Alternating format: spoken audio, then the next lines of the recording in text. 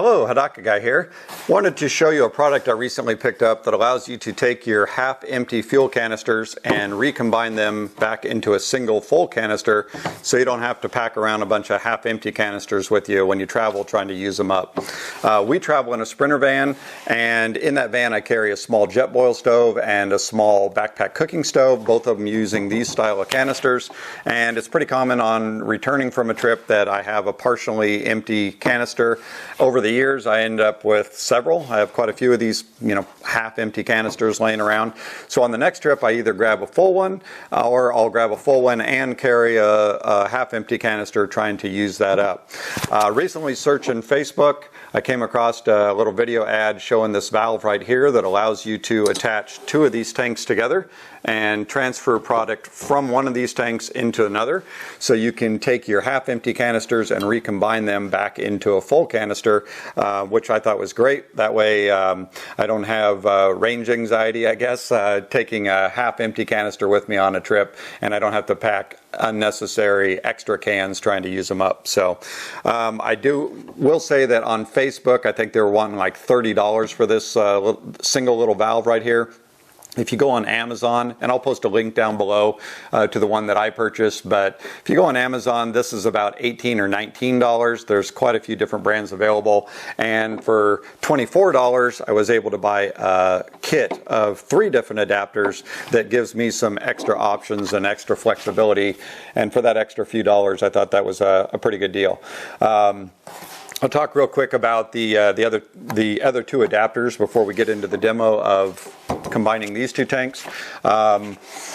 This is a pure butane can. You can see it's got a different top on it, and then this of course is your standard small propane canister.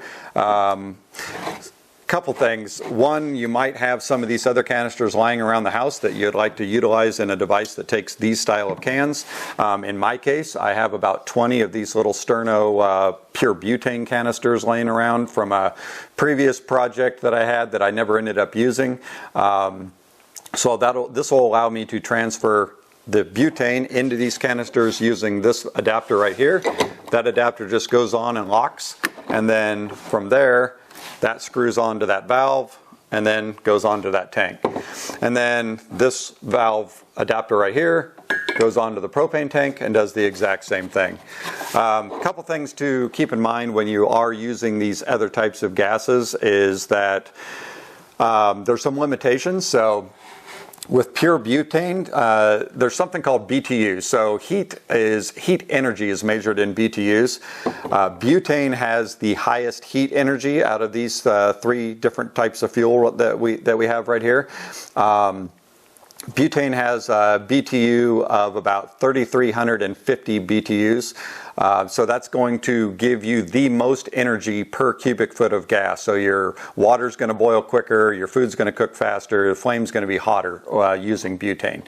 It also has some limitations. When the temperature starts dropping, you get down in that 15-20 degrees.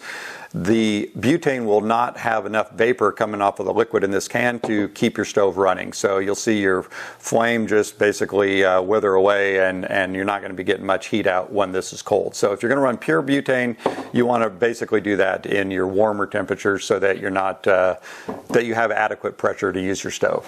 Propane will have vapor pressure at those colder temperatures, so if you run pure propane, you won't have to worry as much with having enough pressure to run your stove at those lower temperatures.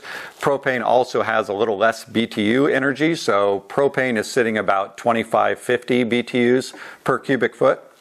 So it's going to take a little bit longer to cook that water, to boil your water in your jet boil, and your flame's going to be a little cooler than it would be if you were running the pure butane. But you'll have pressure at lower temperatures.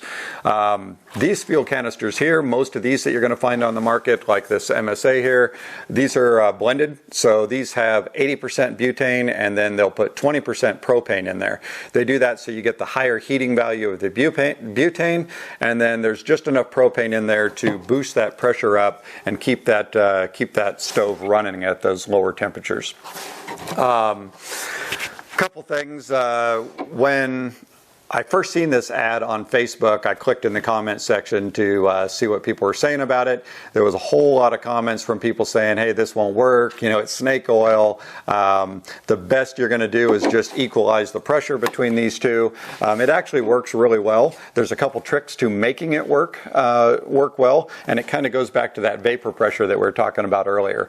So to combine a can, you want to take your receiving can, your empty, which is this one in my case, and you want to get it cool. So I threw this one in the freezer for a few minutes. It's not super cold right now, but if we shoot it with the IR gun, it's about 74 degrees, so not super cold.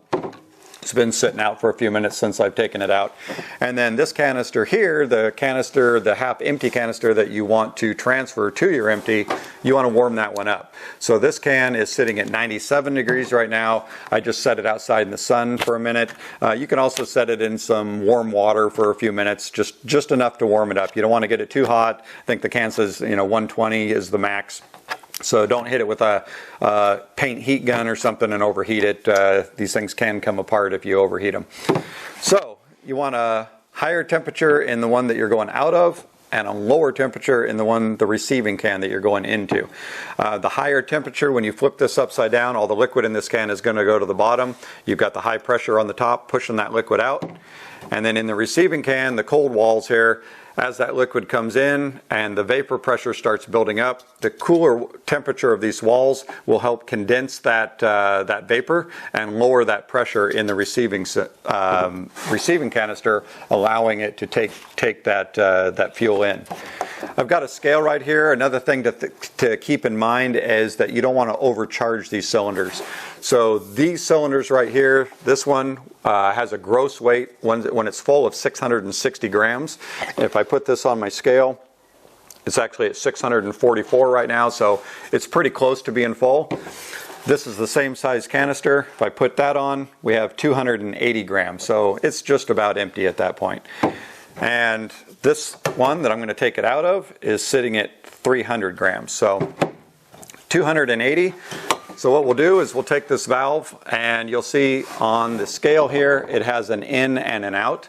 So the in is going to go on to your empty, and you want to keep your cans upright when you're screwing them onto the valve, so that if you turn them upside down and you're screwing it on there, there's a little moment there where liquid can come out, so you always want to keep your cans vertical when you're attaching the valve.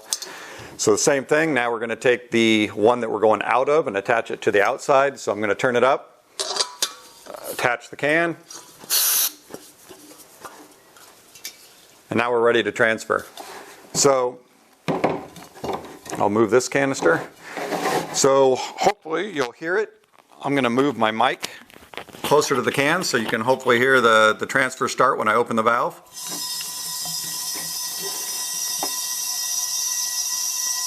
So I can hear it. So you can hear that noise as that can is transferring from the top. The liquid is coming into the bottom canister. Put this back in. We'll let that go a second. I don't know if I'm going to make you guys listen to the entire process of the entire canister draining.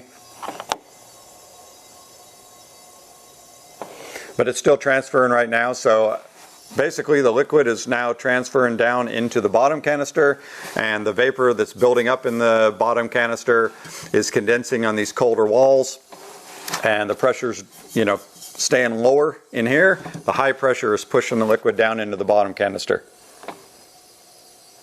and it's still flowing. So we'll give this a second here, and then we'll disconnect it. We'll weigh it again and see. We started out at 280 grams on this bottom one. You say 660 is full, so if you had several of these canisters laying around, you can just fill. If you don't have a scale to weigh like I'm doing here, if you have a larger canister and you have a couple half-empty canisters here, I would feel pretty comfortable just dumping them into this empty large canister. You know that you're not going to exceed the capacity at that point, and otherwise one of these cheap little scales that measure in grams or ounces works just fine. Starting to slow down, but it's still going just a little bit. Still transferring. So I think this is a pretty slick solution. Like I say, I hate packing empties with me and on trips, especially if you're backpacking. Then it becomes even more critical. Let's go ahead and close that. We'll take this one off. So this one feels just about empty now. Take this one back off. So we started at 280 grams on this one. We're now at 382. And this one here is at 198. And there's just a little. It was still flowing. I probably could have let it go a little bit and got the remaining out of that. But anyways, you can see how that works. When you're done with it, this just folds up like that. And this particular one came with a little carry case that you can stick it in. So you can combine all three of these. I'm going to keep this in the van with my fuel kits. If you're ever on the road and you can't find these style of fuel kits, if you're in a small town in the middle of nowhere and they don't have any of these, I found that several times I've been able to find these style canisters or even these propane canisters when I haven't been able to find these style of canisters. And these style canisters, the combined fuel, are getting more common, so you are seeing these more and more often. But if you have the adapter with you in a pinch, you can always use one of these other fuels and transfer them into this container.